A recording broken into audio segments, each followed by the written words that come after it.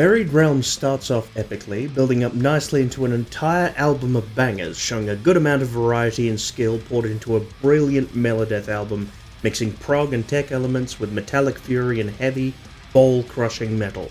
The album does a great job of bringing in the intensity of death and the artisanal and calculated instrumentals of melodic and technical death metal respectively, while still delivering that much-needed gravitas to deliver consistent, hard-hitting impact. Use of twin guitars is done well, not feeling overdone, and backed up by fantastic drum work.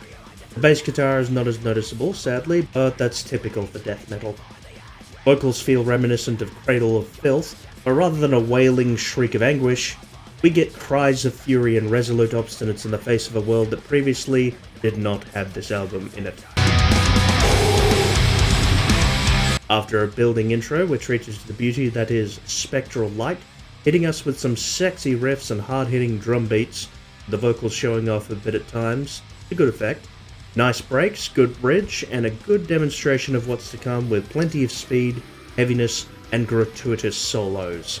It doesn't overstay its welcome, reaching just under 5 minutes before starting up Poison Palace, a heavier piece with a bit more edge, leaning a bit more into the death side of the music, and making good use of effects and mixing to go along with the rapid-fire drum kicks, sounding primal yet sophisticated.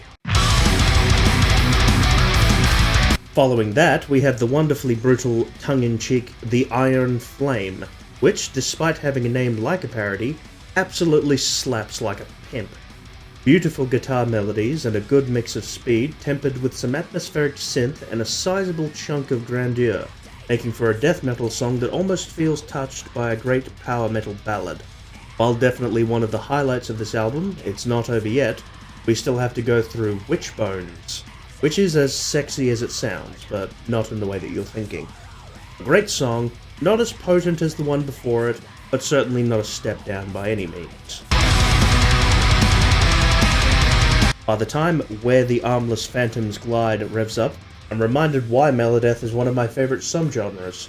Each song strives to be a complete package, stands out from the others with unique riffs, melodies, and techniques, and not much to stand down in the face of its predecessors.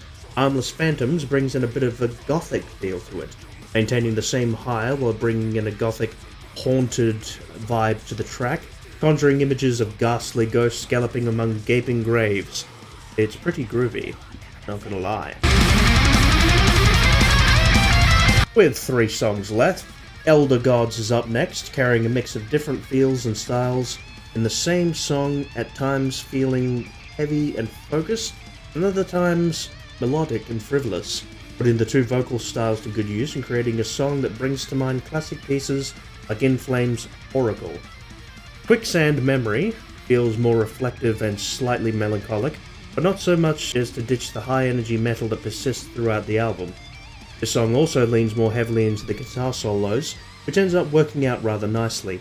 And lastly, the album finishes with He's Back, the Man Behind the Mask, a song that makes an effective ghost story, telling tales of the titular masked man murdering men and maidens amidst melodious metal and an overall powerful performance.